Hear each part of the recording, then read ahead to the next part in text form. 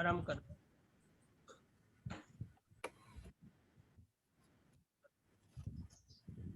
ठीक है।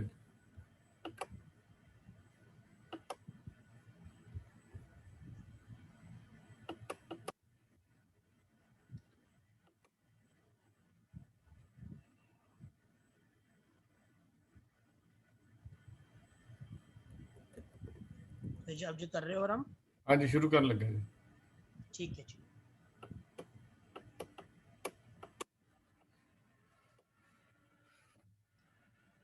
एक ओंकार सतनाम करता पुरख निर्भव निर्वैर अकाल मूरत अजूनी सैभं गुर प्रसाद।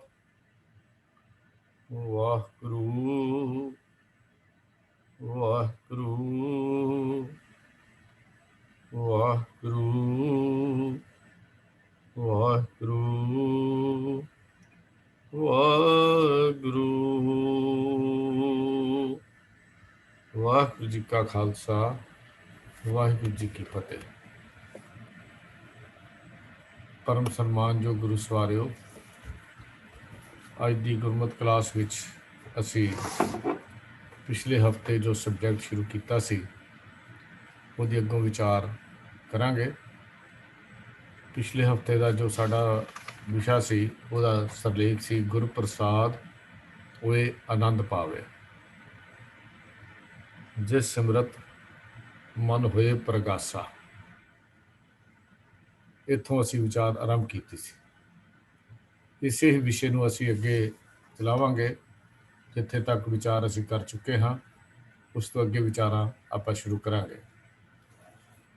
ਆਨੰਦ ਗੁਰਮਤਿ ਦੇ ਮਾਰਗ ਵਿੱਚ ਇੱਕ ਅਹਿਮ ਸ਼ਬਦ ਹੈ। ਇੱਕ ਐਸਾ ਸ਼ਬਦ ਹੈ ਜਿਸ ਸ਼ਬਦ ਦੇ ਸੰਬੰਧ ਵਿੱਚ ਬਹੁਤ ਸਾਰੇ ਵਿਚਾਰ ਚਰਚਾ ਵੀ ਆਮ ਤੌਰ 'ਤੇ ਹੁੰਦੀਆਂ ਹੋਈਆਂ ਔਰ ਬਹੁਤ ਸਾਰੇ ਗਲਤ ਇਸਤੇਮਾਲ ਵੀ ਇਸ ਸ਼ਬਦ ਦਾ ਅਸੀਂ ਕੀਤਾ ਜਾਂਦਾ ਹੈ। ਕਈ ਵਾਰੀ ਅਸੀਂ ਇਹਨੂੰ ਬੜੇ ਛੋਟੇ ਜਿਹੇ ਅਰਥਾਂ ਵਿੱਚ ਹੀ ਇਸਤੇਮਾਲ ਕਰ ਲੈਂਦੇ ਹਾਂ। ਜਿਵੇਂ ਉਦਾਹਰਨ ਦੇ ਤੌਰ 'ਤੇ ਪ੍ਰਸ਼ਾਦਾ ਸਵਾਦ ਲੱਗਾ ਤੇ ਬੜਾ ਆਨੰਦ ਆ ਗਿਆ। ਆਨੰਦ ਤੇ ਖੁਸ਼ੀ ਵਿੱਚ ਫਰਕ ਹੈ। ਖੁਸ਼ੀ ਥੋੜ੍ਹੀ ਚਿਰੀ ਹੈ, ਆਨੰਦ ਸਦੀਵੀ ਹੈ। ਆਨੰਦ ਇੱਕ ਐਸਾ ਰਸ ਹੈ ਜੋ ਰਸ ਕਦੀ ਟੁੱਟਦਾ ਨਹੀਂ ਹੈ,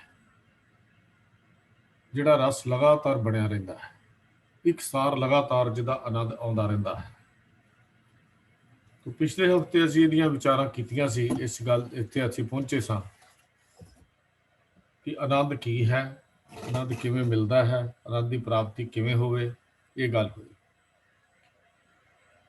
ਦਰਅਸਲ ਗੁਰੂ ਸ਼ਬਦ ਦੀਆਂ, ਗੁਰੂ ਇੱਕ ਸਾਗਰ ਹੈ ਤੇ ਗੁਰੂ ਸ਼ਬਦ ਦੀਆਂ ਲਹਿਰਾਂ ਅਸਲ ਆਨੰਦ ਹੈ। ਜੇ ਅਸੀਂ ਗੱਲ ਨੂੰ ਥੋੜ੍ਹਾ ਜਿਹਾ ਹੋਰ ਸਪਸ਼ਟ ਕਰ ਲਈਏ, ਇਹ ਆਨੰਦ ਸਦੀਵੀ ਹੈ। ਸਰੀਰ ਨਾਸ਼ਵਾਨ ਹੈ ਪਰ ਆਨੰਦ ਨਾਸ਼ਵਾਨ ਨਹੀਂ, ਕਿਉਂਕਿ ਸ਼ਬਦ ਨਾਸ਼ਵਾਨ ਨਹੀਂ, ਇਸ ਵਾਸਤੇ ਸ਼ਬਦ ਤੋਂ ਪ੍ਰਾਪਤ ਹੋਇਆ ਆਨੰਦ ਵੀ ਨਾਸ਼ਵਾਨ ਨਹੀਂ ਹੈ। ਜਿਹੜੀ ਚੀਜ਼ ਅਸੀਂ ਸ਼ਬਦ ਤੋਂ ਪ੍ਰਾਪਤ ਕੀਤੀ ਹੈ ਉਹ ਸਦੀਵ ਥੋੜ੍ਹੀ ਚਿਰੀ ਨਹੀਂ ਹੈ। ਸ਼ਬਦ ਅਕਾਲ ਪੁਰਖ ਦੇ ਘਰ ਦਾ ਉਹ ਗਿਆਨ ਹੈ ਜੋ ਗੁਰੂ ਸਾਹਿਬਾਨ ਨੂੰ ਪਰਮਾਤਮਾ ਨਾਲ ਅਭੇਦ ਹੋਣ ਤੇ ਪ੍ਰਾਪਤ ਹੋਇਆ, ਔਰ ਜਿਸ ਗਿਆਨ ਨੂੰ ਗੁਰੂ ਅਰਜਨ ਦੇਵ ਮਹਾਰਾਜ ਨੇ ਸ੍ਰੀ ਗੁਰੂ ਗ੍ਰੰਥ ਸਾਹਿਬ ਜੀ ਦੇ ਅੰਦਰ ਸੰਕਲਿਤ ਕਰ ਦਿੱਤਾ। ਇਹ ਰੱਬੀ ਦਰ ਦੀਆਂ ਬਾਤਾਂ ਹਨ, ਰੱਬ ਦੇ ਘਰ ਦੀਆਂ ਗੱਲਾਂ ਹਨ, ਰੱਬ ਦੇ ਘਰ ਦੀ ਸੱਚਾਈ ਹੈ। ਜੋ ਸ਼ਬਦ ਹੈ ਇਹ ਨਿੱਜੀ ਬੋਲ ਨਹੀਂ ਹਨ ਕਿਸੇ ਦੇ। ਇਸੇ ਵਾਸਤੇ ਜੇ ਸ਼ਬਦ ਸਦੀਵ ਹੈ ਤੇ ਸ਼ਬਦ ਤੋਂ ਪ੍ਰਾਪਤ ਹੋਇਆ ਆਨੰਦ ਵੀ ਸਦੀਵ ਹੈ। ਆਨੰਦ ਥੋੜ੍ਹੀ ਚਿਰੀ ਚੀਜ਼ ਨਹੀਂ ਹੈ। ਆਨੰਦ ਹੈ, ਜਿੱਥੇ ਆਨੰਦ ਹੈ ਉੱਥੇ ਖੇੜਾ ਹੈ, ਜਿੱਥੇ ਆਨੰਦ ਹੈ ਉੱਥੇ ਚਿੰਤਾ ਨਹੀਂ। ਉੱਥੇ ਹਰਖ ਨਹੀਂ, ਉੱਥੇ ਸੋਗ ਨਹੀਂ, ਉੱਥੇ ਵਿਸੂਰੇ ਨਹੀਂ ਹਨ। ਜੇ ਆਨੰਦ ਹੈ ਤਾਂ ਫਿਰ ਵਿਸੂਰੇ ਨਹੀਂ ਹਨ, ਜੇ ਵਿਸੂਰੇ ਹਨ ਤਾਂ ਫਿਰ ਸਮਝਣਾ ਚਾਹੀਦਾ ਆਨੰਦ ਨਹੀਂ ਹੈ। ਇਹ ਆਨੰਦ ਸਾਹਿਬ ਦੀ ਬਾਣੀ ਵਿੱਚ ਗੁਰੂ ਪਾਤਸ਼ਾਹ ਜੀ ਨੇ ਵੀ, ਗੁਰੂ ਅਮਰਦਾਸ ਮਹਾਰਾਜ ਨੇ ਵੀ ਇਹ ਗੱਲ ਸਾਨੂੰ ਕੀਤੀ ਹੈ। ਇਹ ਸਮਝੋ ਵੀ ਜੇ ਵਿਸੂਰੇ ਹਨ ਫਿਰ ਆਨੰਦ ਨਹੀਂ ਹੈ। ਅਸੀਂ ਝੂਠਾ ਜਿਹਾ ਦਾਅਵਾ ਕਰ ਰਹੇ ਹਾਂ ਵੀ ਆਨੰਦ ਆ ਗਿਆ। ਆਨੰਦ ਕਾਹਦਾ, ਜੇ ਸਾਨੂੰ ਵਿਸੂਰਿਆਂ ਨੇ ਆ ਕੇ ਹੀ ਘੇਰ ਲਿਆ। ਸਤਿਗੁਰ ਮਿਲਿਆ, ਸ਼ਬਦ ਮਿਲਿਆ, ਆਨੰਦ ਮਿਲਿਆ। ਗੁਰੂ ਨੇ ਸ਼ਬਦ ਦਿੱਤਾ, ਸ਼ਬਦ ਦਾ ਆਨੰਦ ਮਿਲਿਆ। ਆਤਮਿਕ ਜੀਵਨ ਦੇ ਹੀਰੇ ਜਵਾਹਰਾਤ ਮਿਲੇ, ਆਤਮਿਕ ਜੀਵਨ ਰੰਗਿਆ ਗਿਆ। ਇਹ ਐਵੇਂ ਨਹੀਂ ਹੈ ਆਨੰਦ ਮਿਲਿਆ ਵਿਸੂਰੇ ਵਿਸਰ ਗਏ। ਗੁਰੂ ਪਾਤਸ਼ਾਹ ਕਹਿੰਦੇ ਆਨੰਦ ਸੁਨੋ ਵਡ ਭਾਗਿਓ, ਸਗਲ ਮਨੋਰਥ ਪੂਰੇ, ਪਾਰ ਬ੍ਰਹਮ ਪ੍ਰਭ ਪਾਇਆ, ਉਤਰੇ ਸਗਲ ਵਸੂਰੇ। तो इथों गल स्पष्ट है भी विसूरे हैं तो आनंद नहीं है, आनंद है तो विसूरे नहीं हैं। सारे चिंता फिक्र खत्म हो गए। ऐसा आनंद जिहड़ा विसूरिया नूं खत्म कर दे, वो गुरु सागर दे हंस बन के मिल सकता है। इस गुरु सागर दे हंस बन के मिलता है, क्योंकि गुरु सागर रत्ना नाल भरपूर है। गुरु सागर रत्ना नाल भरपूर है। ते गुर सागर जदों रत्ना नाल भरपूर है ते असी हंस बिरती रखांगे, गुरु सागर दे विचों असी हंस चुगांगे ते आनंद मिलेगा। गुरु सागर विचों हंस चुगन की लोड़ है ना। गुर सागर रत्नी भरपूरे, अमृत संत चुगे नहीं दूरे। ये तो रत्ना नाल भरिया होया सागर है। रत्ना रतन पदार्थ वो सागर भरिया राम, बाणी गुरबाणी लग तिन हथ चढ़िया राम। उत्थों रतन मिलते हैं। गुरसिखा तू तो बहुत भागां वाला है, तू तो बहुत किस्मत वाला है। दुनिया के सरोवर समुद्रां दे कंढियां ते जाओ, घुग्गे वेचन वाले, कौडियां वेचन वाले, सिपियां वेचन वाले, मोती वेचन वाले, फड़ियां ला के अनेकों ही लोग मिल जाते हैं। पर गधी संसार के समुद्रां के किनारियां ते किसी नूं रतन वेचदे नहीं वेखिया। रतन भी तो सागर विचों निकलता है। की कारण है? दरअसल समुद्र के पानी के बहाव आउंदे ने, ये उपरली सतह ते ही चीज़ां बाहर छड़ जाते हैं। रत्ना की प्राप्ति लिए समुद्र की गहराई तक जाना पैंदा है। हो सकता है समुद्र की गहराई ते जान वाला अपनी जान तो हाथी धो बैठे, ये भी हो सकता है।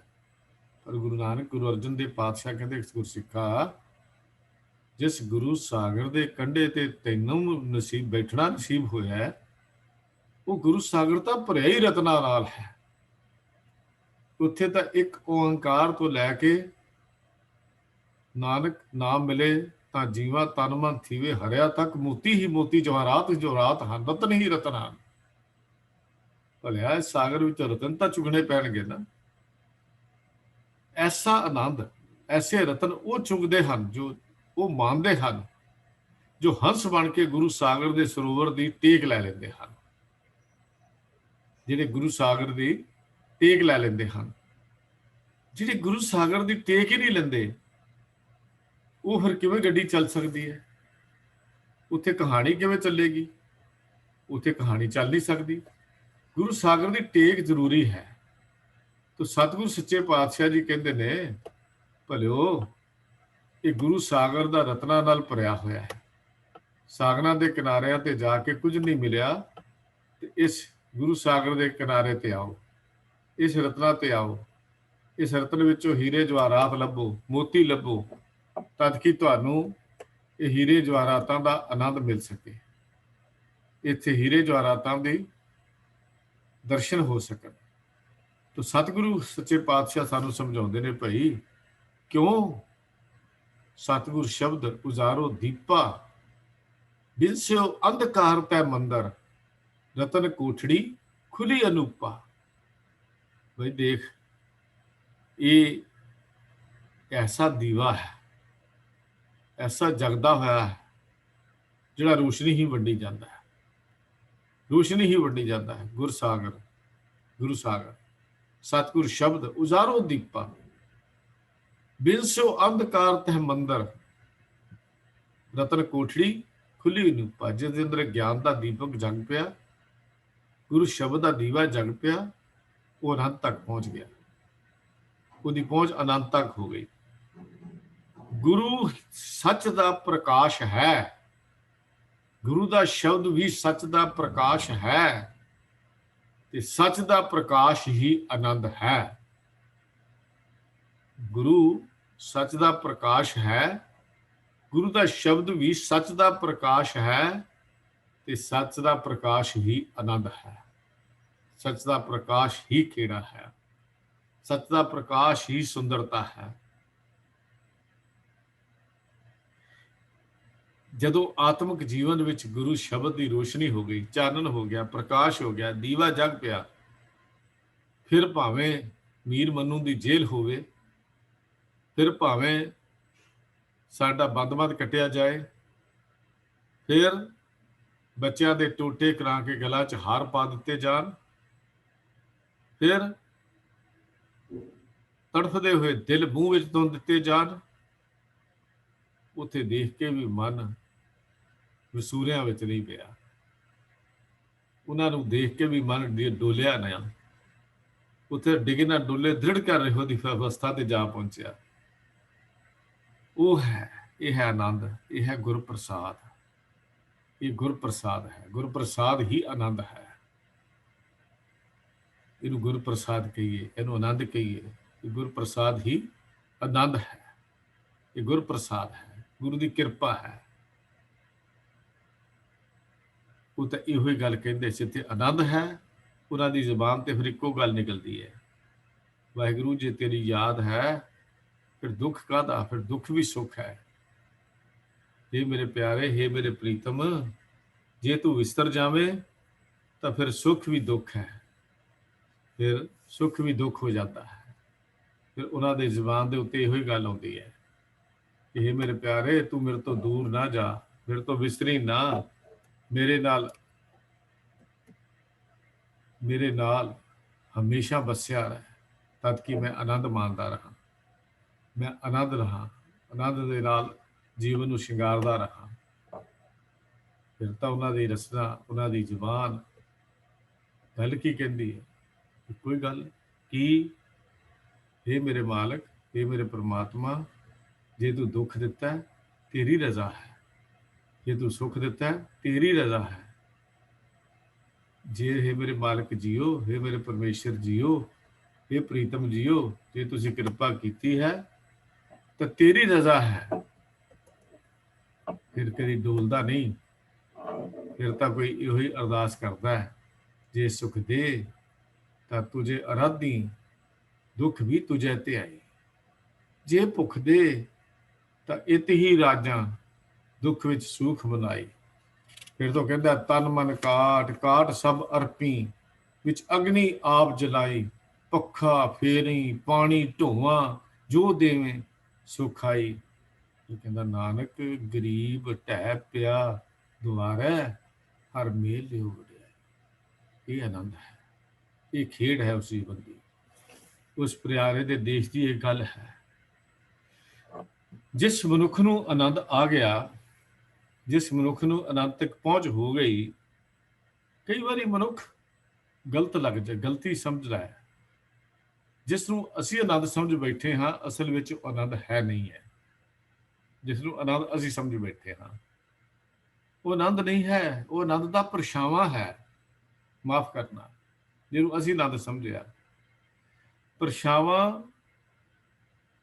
ਆਨੰਦ ਨਹੀਂ ਹੋ ਸਕਦਾ।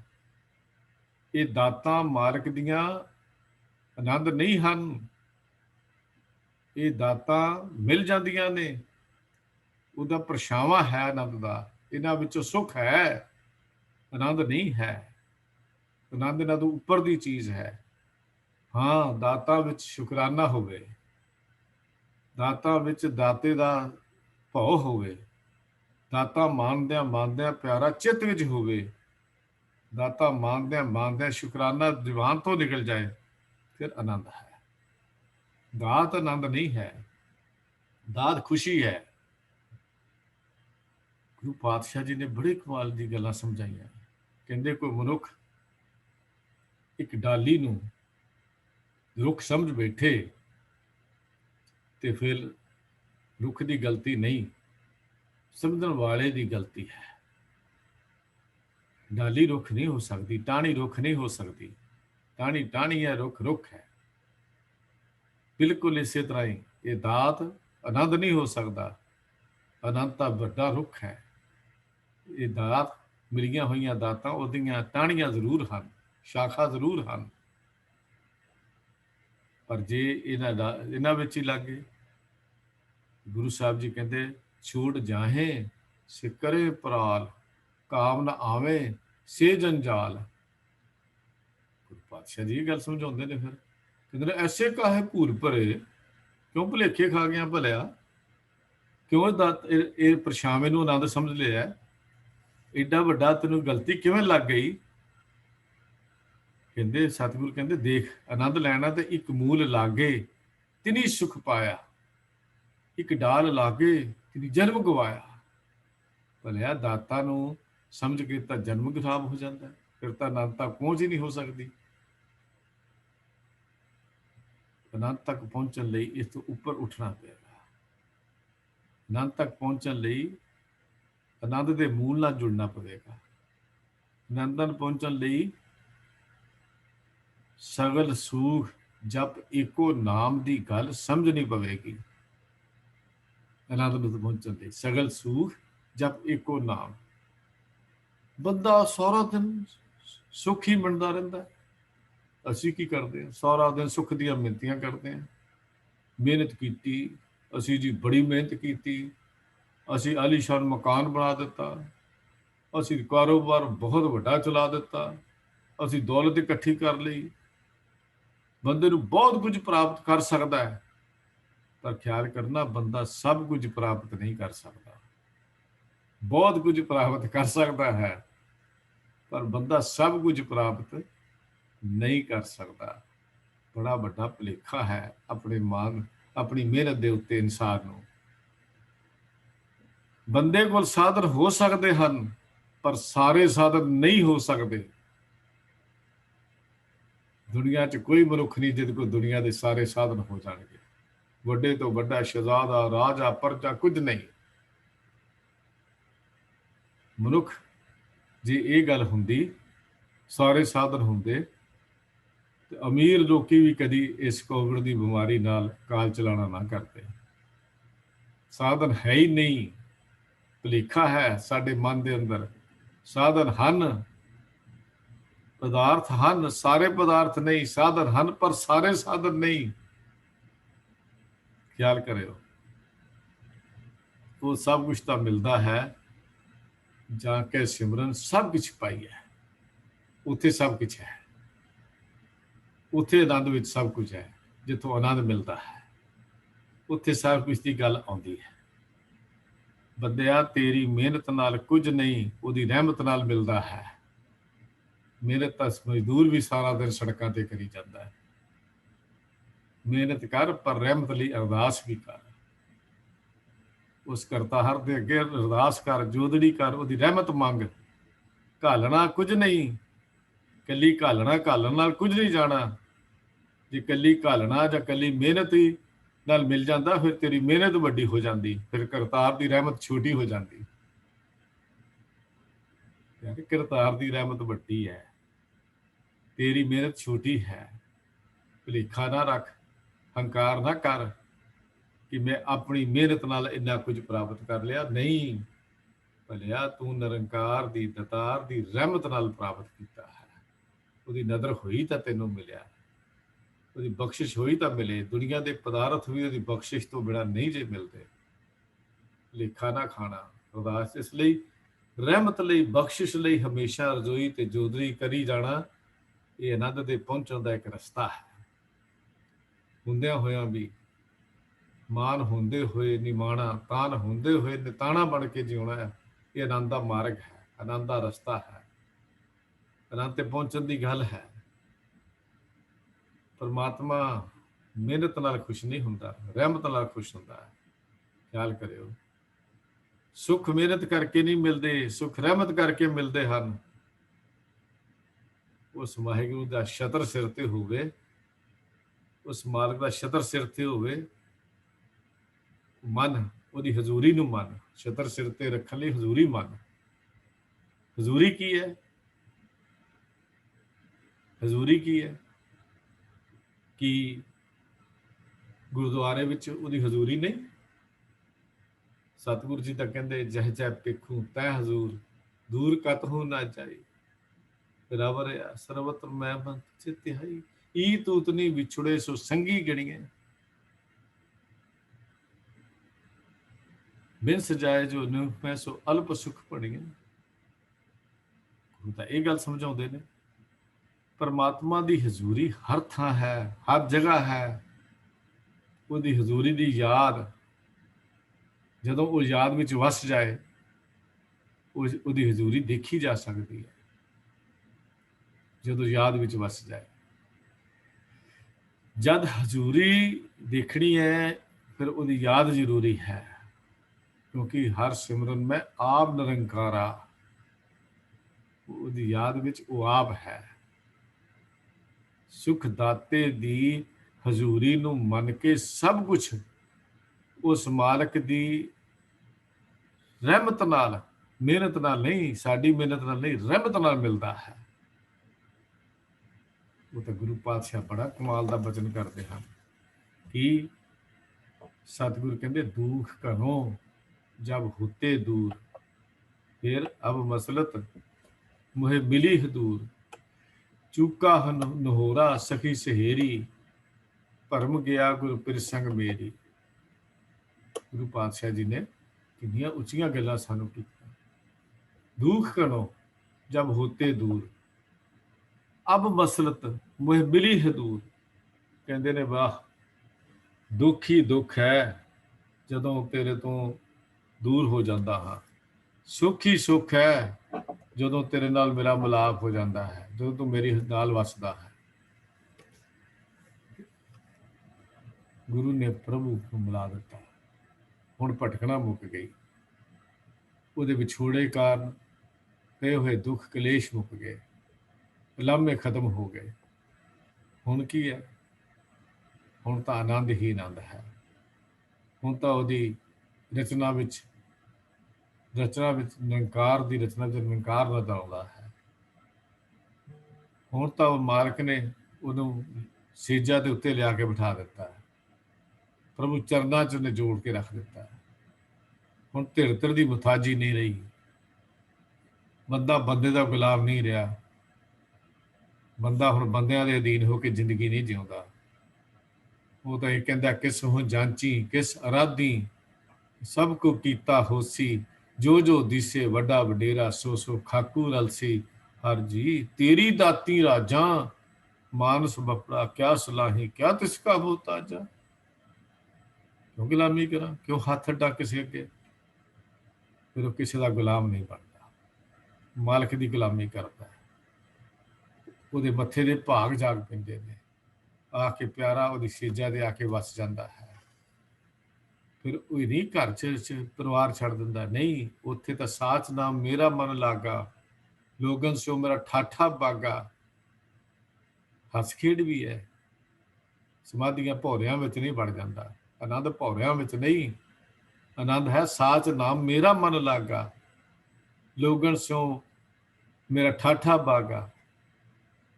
ਆਨੰਦ ਇਹਦੇ ਵਿੱਚ ਹੈ, ਆਨੰਦ ਇਸ ਖੇਡ ਵਿੱਚ ਹੈ, ਆਨੰਦ ਇੱਥੋਂ ਮਿਲਦਾ ਹੈ, ਆਨੰਦ ਉਸ ਪ੍ਰੀਤਮ ਦੇ ਦੇਸ਼ ਵਿੱਚੋਂ ਮਿਲਦਾ ਹੈ। ਗੁਰੂ ਪਾਤਸ਼ਾਹ ਜੀ ਕਮਾਲ ਦੀਆਂ ਗੱਲਾਂ ਸਾਨੂੰ ਸਮਝਾਈਆਂ ਹਨ, ਗੁਰਬਾਣੀ ਨੇ ਜਿਹੜੀਆਂ ਸਾਨੂੰ ਗੱਲਾਂ ਦੱਸੀਆਂ, ਉਹ ਇਹੋ ਹੀ ਸਾਨੂੰ ਸਮਝਾਇਆ। ਭਲਿਓ ਸੱਚਮੁੱਚ ਜੇ ਆਨੰਦ ਦੀ ਗੱਲ ਕਰਨੀ ਹੈ, ਜੇ ਆਨੰਦ ਤੱਕ ਪਹੁੰਚਣਾ ਹੈ, ਫਿਰ ਉਸ ਪਾਪਾਂ ਦੇ ਦੂਰ ਕਰਨ ਵਾਲੇ ਮੇਰੇ ਮਾਲਕ ਨੂੰ ਯਾਦ ਕਰ, ਉਸ ਪ੍ਰੀਤਮ ਦੇ ਦੇਸ਼ ਦੀਆਂ ਗੱਲਾਂ ਨੂੰ ਸੁਣ, ਉਸ ਪ੍ਰੀਜ਼ਮ ਦੇ ਦੇਸ਼ ਵਿੱਚ ਜਾਣ ਦਾ ਮਾਰਗ ਲੱਭ। ਉੱਥੇ ਤਾਂ ਤੈਨੂੰ ਇਹ ਗੱਲ ਸਮਝ ਆ ਜਾਏਗੀ। ਕੀ ਕੀ ਇਹ ਗੱਲ? ਪਾਪ ਵਿਨਾਸ਼ਨ ਸੇਵਿਆ, ਪਵਿੱਤਰ ਸੰਤਨ ਕੀ ਧੂਰੇ। ਉੱਥੇ ਇਹ ਗੱਲ ਸਮਝ ਆ ਜਾਏਗੀ। ਪਾਪ ਵਿਨਾਸ਼ਨ ਦਾ ਸੇਵਾ, ਜਿਹੜਾ ਪਾਪਾਂ ਨੂੰ ਦੂਰ ਕਰ ਦਿੰਦਾ। ਸਭ ਛਡਾਈ ਖਸਮ ਆਪ, ਹਰ ਜਪ ਭਈ ਠਰੂਰੇ। ਠੰਡ ਪੈ ਗਈ। ਉੱਥੇ ਸੋਹੇ ਸੁਨੰਦੜੀ ਮੇਰਾ ਤਨ ਮਨ ਮੌਲਾ, ਨਾਮ ਜਪੰਦੜੀ ਲਾਲੀ। ਪੰਧ ਜਲੰਦੜੀ ਮੇਰਾ ਅੰਦਰ ਠੰਡਾ, ਗੁਰਦਰਸ਼ਨ ਦੇਖ ਨਿਹਾਲੀ। ਉੱਥੇ ਆਨੰਦ ਹੈ, ਉੱਥੇ ਖੇੜਾ ਹੈ, ਉੱਥੇ ਖੁਸ਼ੀ ਹੈ, ਉੱਥੇ ਗੁਰੂ ਦੀ ਸੇਵਾ ਹੈ, ਗੁਰੂ ਦਾ ਪਿਆਰ ਹੈ, ਗੁਰੂ ਦੀ ਮੁਹੱਬਤ ਹੈ। ਗੁਰੂ ਦਾ ਸ਼ਬਦ ਨਿਰਮਲ ਹੈ, ਗੁਰੂ ਦਾ ਸ਼ਬਦ ਸੁਹਾਵਨਾ ਹੈ, ਗੁਰੂ ਦਾ ਸ਼ਬਦ ਆਨੰਦ ਹੈ। ਗੁਰੂ ਦਾ ਸ਼ਬਦ ਆਨੰਦ ਹੀ ਆਨੰਦ ਹੈ। ਇਹ ਝੁਕਦਾ ਨਹੀਂ, ਇਹ ਮੁੱਕਦਾ ਨਹੀਂ, ਇਹ ਟੁੱਟਦਾ ਨਹੀਂ। ਇਹ ਤਾਂ ਪ੍ਰੇਮ ਦੀ ਇੱਕ ਖੇਡ ਹੈ, ਪ੍ਰੇਮ ਦੀ ਖੇਡ, ਆਨੰਦ ਦੀ ਖੇਡ, ਪ੍ਰੇਮ ਦੀ ਖੇਡ ਹੈ। ਪ੍ਰੇਮ ਵੀ ਝੁਕਦਾ ਨਹੀਂ, ਪਰ ਪ੍ਰੇਮੀ ਝੁਕਦਾ ਹੈ। ਖਿਆਲ ਕਰਨਾ, ਉਸ ਪ੍ਰੇਮੀ ਦੀ, ਉਸ ਪ੍ਰੇਮ ਦੇ ਵਿੱਚ ਰੰਗੇ ਹੋਏ ਪ੍ਰੇਮੀ ਦੀ ਰਹਿਣੀ ਸਹਿਣੀ, ਉਸ ਦੀ ਰਹਿਣੀ ਬਹਿਣੀ, ਉਹ ਉਹਦੇ ਜੀਵਨ ਦੇ ਵਿੱਚੋਂ ਹੀ ਪ੍ਰਗਟ ਹੋ ਜਾਂਦੀ ਹੈ। ਗੁੱਜਮ ਲੜਾ ਲਾਲ ਮੱਥੇ ਹੀ ਪ੍ਰਗਟ ਸੀ ਹੈ, ਮੱਥੇ ਤੋਂ ਹੀ ਪ੍ਰਗਟ ਹੋ ਜਾਂਦਾ। ਉਹਦਾ ਗੱਲ ਕਰਨ ਦਾ ਢੰਗ, ਉਹਦੇ ਅੰਦਰ ਪਿਆਰ ਡੁੱਲ ਡੁੱਲ ਪੈਂਦਾ ਹੈ, ਨਿਮਰਤਾ ਡੁੱਲ ਡੁੱਲ ਪੈਂਦੀ ਹੈ। ਉਹ ਨਿਰੰਕਾਰ ਦੇ ਦੇਸ਼ ਤੇ ਆਨੰਦ ਮਾਣ ਚੁੱਕਾ। ਗੱਲ ਇਹ ਹੈ, ਧਿਆਨ ਨੂੰ ਸਿਰਫ ਧਿਆਨ ਹੀ ਪ੍ਰਗਟ ਕਰ ਸਕਦਾ ਹੈ। ਕਿ ਬੜੀ ਗੱਲ ਸਮਝਣ ਦੀ ਲੋੜ ਹੈ। ਸੰਸਾਰ ਵਿੱਚ ਬੈਠੇ ਆਪ ਹੀ ਬੰਦੇ ਜਾਣਦੇ ਹਨ ਕਿ ਉਹ ਧਿਆਨ ਵਿੱਚੋਂ ਗਿਆਨ ਮਿਲਦਾ ਹੈ। ਧਿਆਨ ਕੀ ਚੀਜ਼ ਹੈ? ਸੰਗਤ ਵਿੱਚ ਬੰਦਾ ਬੈਠਾ ਹੋਵੇ ਤੇ ਜੇ ਧਿਆਨ ਸੰਗਤ ਵਿੱਚ ਨਹੀਂ ਤਾਂ ਉੱਥੋਂ ਗਿਆਨ ਹਾਸਲ ਨਹੀਂ ਕਰ ਸਕਦਾ। ਧਿਆਨ ਗਿਆਨ ਨੂੰ ਜਨਮ ਦਿੰਦਾ ਹੈ। ਕਿਸੇ ਦੀ ਗੱਲ, ਅਸੀਂ ਕਈ ਵਾਰੀ ਸਾਨੂੰ ਗੱਲ ਕਵੇ ਤੇ ਅਸੀਂ ਉਸ ਗੱਲ ਨੂੰ ਚੰਗੀ ਤਰ੍ਹਾਂ ਨਾ ਜਵਾਬ ਰਿਸਪੌਂਡ ਨਾ ਕਰੀਏ ਤਾਂ ਕਹਿੰਦਾ ਤੂੰ ਮੇਰੀ ਗੱਲ ਸੁਣੀ ਨਹੀਂ। ਸੁਣੀ ਤਾਂ ਅਸੀਂ, ਕਹਿੰਦਾ ਮੇਰਾ ਧਿਆਨ ਨਹੀਂ ਸੀ ਇਸ ਪਾਸੇ। ਧਿਆਨ ਤੋਂ ਬਿਨਾਂ ਤਾਂ ਗੱਲ ਸਮਝ ਹੀ ਨਹੀਂ ਆਉਂਦੀ।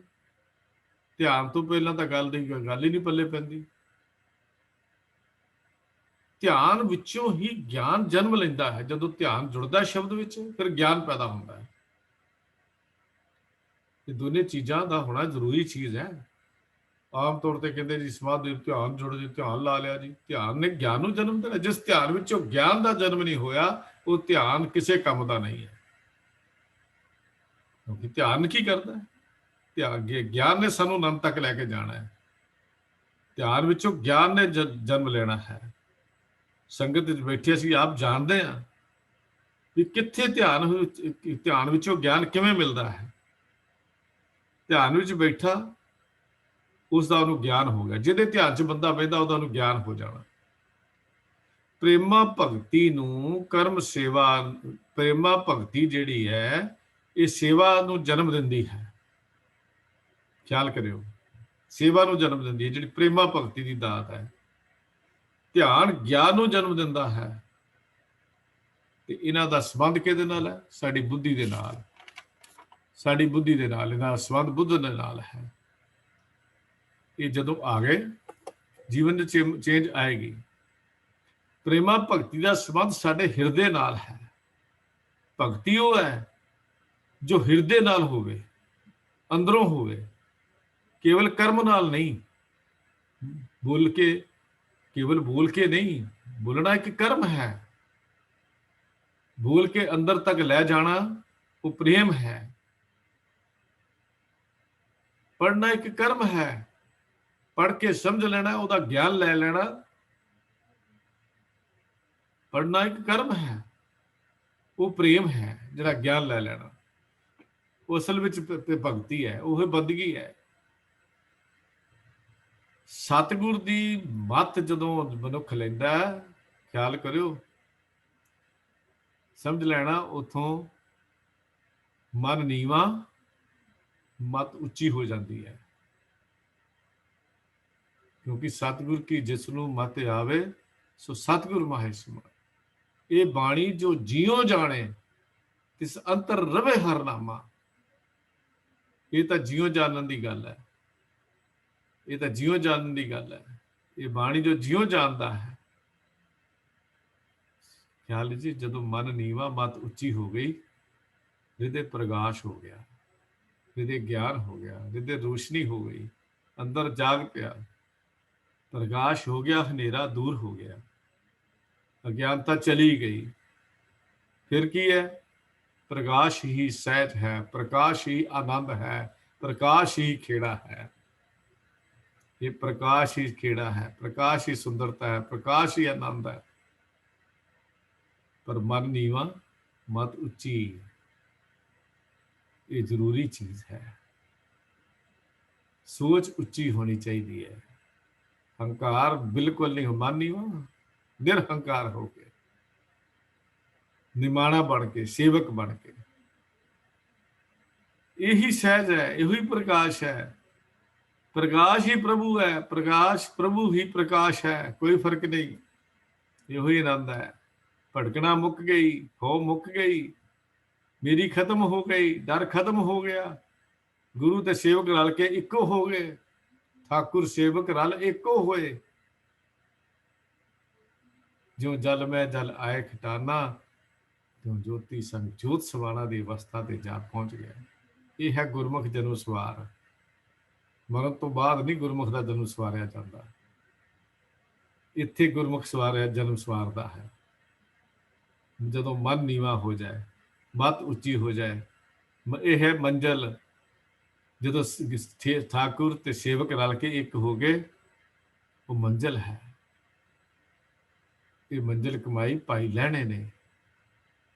ਜਿੱਦਣ ਗੁਰੂ ਨਾਨਕ ਪਾਤਸ਼ਾਹ ਨੇ ਆਪਣੀ ਜੋਤ ਲਹਿਣੇ ਅੱਗੇ, ਲਹਿਣੇ ਦੇ ਅੰਦਰ ਟਿਕਾ ਕੇ ਆਪ ਲਹਿਣੇ ਦੇ ਅੱਗੇ ਨਮਸਕਾਰ ਕੀਤੀ ਸੀ।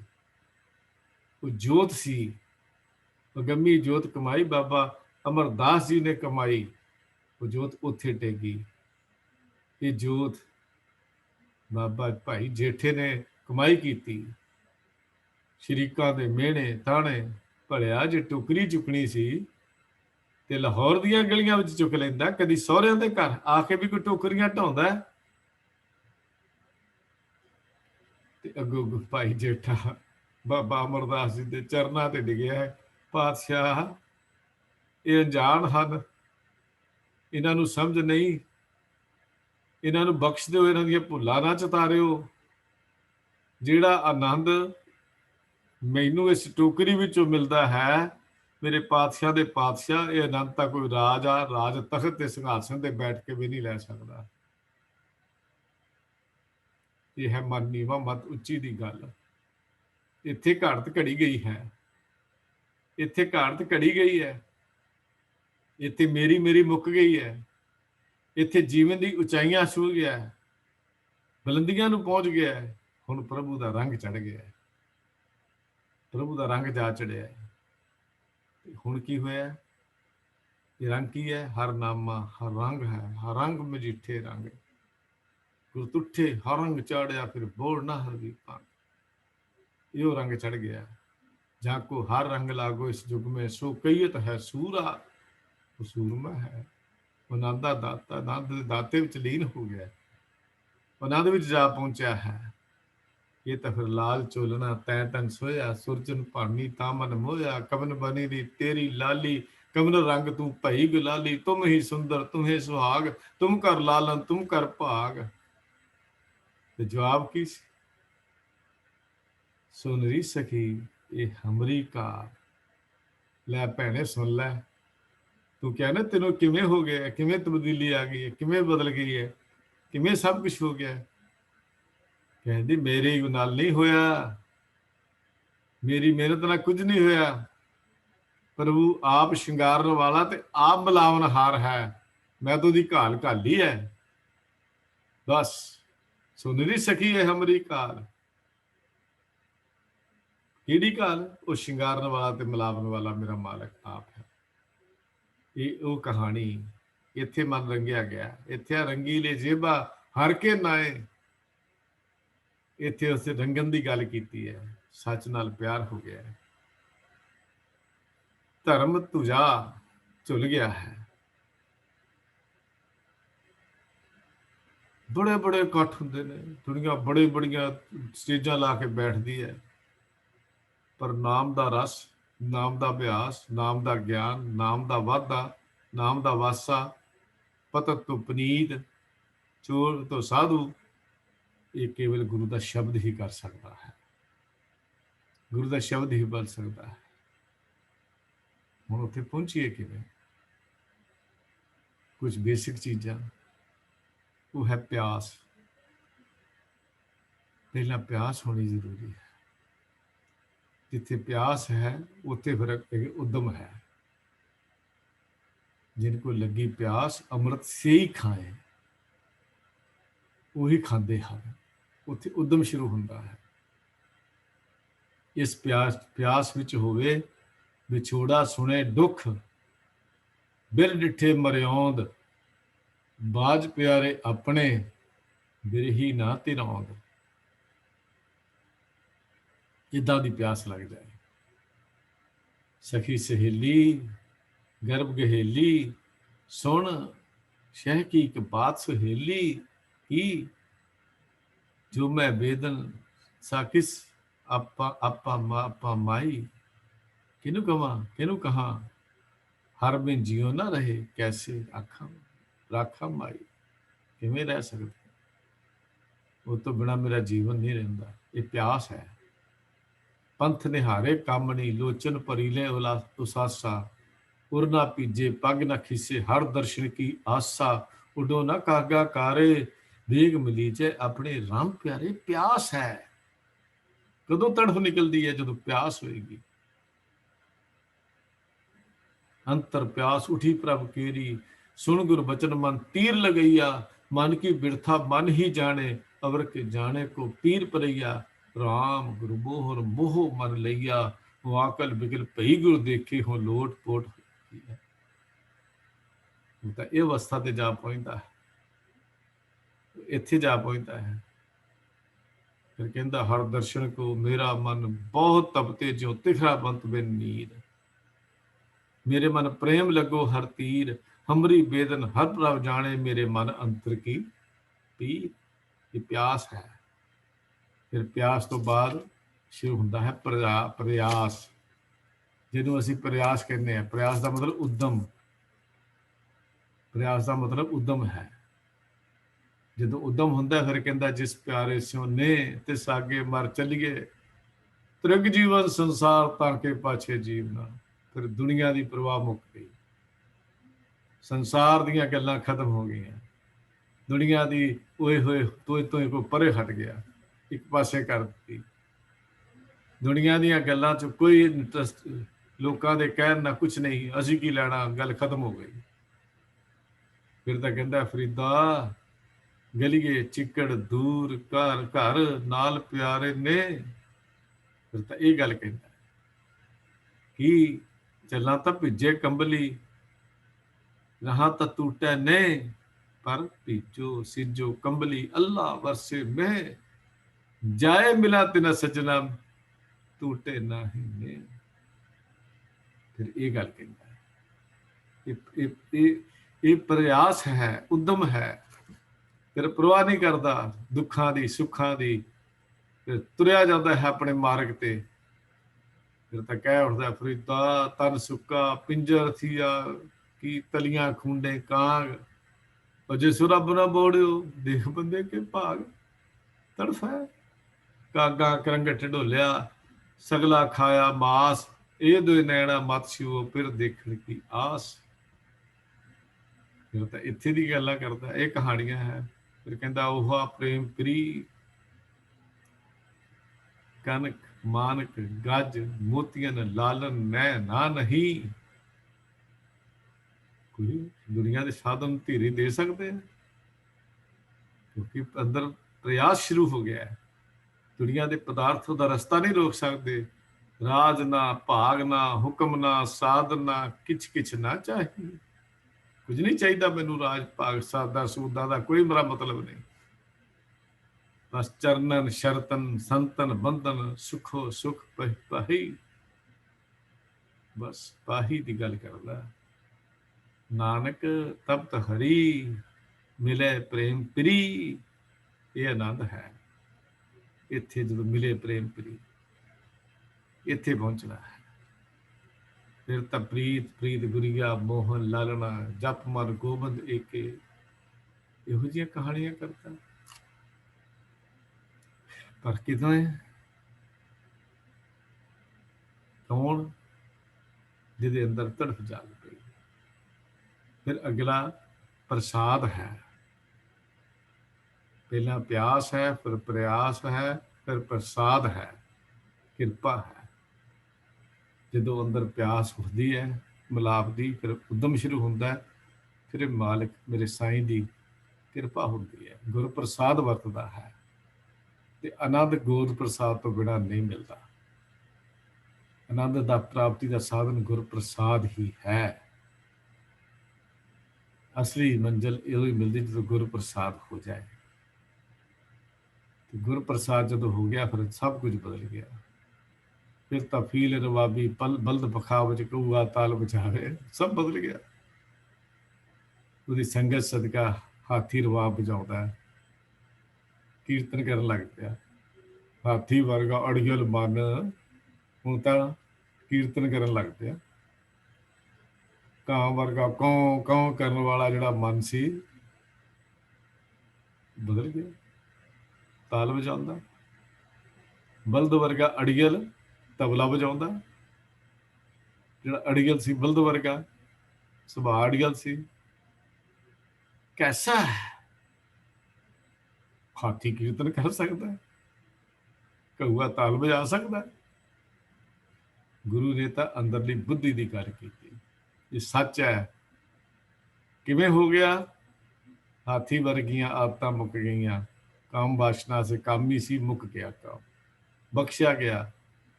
ਰਵਾ ਫੜ ਕੇ ਕੀਰਤਨ ਕਰਨ ਲੱਗ ਪਿਆ। ਸਾਰਾ ਦਿਨ ਬਲਦ ਠੁੱਡੇ ਖਾਂਦਾ ਸੀ, ਮਿਹਨਤ ਬਸ ਦੁਨੀਆਦਾਰੀ ਵਿੱਚ ਸਭ ਕੁਝ ਗਵਾ ਬੈਠਦਾ ਬੰਦਾ। ਹੁਣ ਉਹਦਾ ਸੁਭਾਅ ਬਦਲ ਗਿਆ। ਮਨ ਦੇ ਕਾਲੇ ਤਨ ਦੇ ਕਾਲੇ ਜਿਹੜੇ ਸਨ, ਉਹ ਚਿੱਟੇ ਹੋ ਗਏ। ਇੱਥੋਂ ਕਹਿੰਦੇ ਕਾਂ ਹੰਸ ਬਣ ਗਿਆ। ਹੋਰ ਕਾਂ ਹੰਸ ਬਣਨਾ ਕੀ ਹੈ? ਆਨੰਦ ਤੱਕ ਪਹੁੰਚ ਜਾਣਾ। ਪਰ ਇਹ ਮਿਲਦਾ ਕਿੱਥੇ ਹੈ? ਗੁਰ ਸੇਵਾ ਤੇ ਹਰ ਪਾਈਏ, ਜਾਂ ਕੋ ਨਦਰ ਕਰੇ। ਇਹ ਮਿਲਦਾ ਹੈ ਗੁਰੂ ਦੀ ਨਜ਼ਰ ਨਾਲ, ਗੁਰੂ ਦੀ ਬਖਸ਼ਿਸ਼ ਨਾਲ, ਗੁਰੂ ਦੇ ਸ਼ਰਨ ਪੈ ਕੇ, ਗੁਰੂ ਸ਼ਬਦ ਦੀ ਗਿਆਨ ਦੀ ਰੋਸ਼ਨੀ ਵਿੱਚ ਜੀਵਨ ਨੂੰ ਤੁਰੀ ਜਾਈਏ। ਲਗਾਤਾਰ ਮਿਹਨਤ ਕਰੀ ਚੱਲੀਏ। ਉਸ ਗਿਆਨ ਦੇ ਨਾਲ, ਉਸ ਨਿਰੰਕਾਰ ਦੇ ਨਾਲ ਫਿਰ ਮੇਲ ਹੋ ਜਾਏਗਾ। ਸਤਿਗੁਰ ਕਿਰਪਾ ਕਰਨ ਕਿ ਆਨੰਦ ਦੀ ਅਵਸਥਾ ਤੱਕ ਅਸੀਂ ਵੀ ਪਹੁੰਚ ਕੇ ਆਪਣੇ ਜੀਵਨ ਦਾ ਲੋਕ ਪਰਲੋਕ ਸੁਹੇਲਾ ਕਰ ਲਈਏ ਜੀ। ਇੰਨੇ ਕੁ ਬਚਨ ਪ੍ਰਵਾਨ ਕਰਨੇ। ਪੁਨਾ ਚੁਕਾਉਂਦੀ ਖਿਮਾ ਜੀ, ਪਿਆਰ ਸਤਿ ਫਤਿਹ ਬੁਲਾਓ। ਵਾਹਿਗੁਰੂ ਜੀ ਕਾ ਖਾਲਸਾ, ਵਾਹਿਗੁਰੂ ਜੀ ਕੀ ਵਾਹਿਗੁਰੂ ਜੀ ਕੀ ਫਤਿਹ।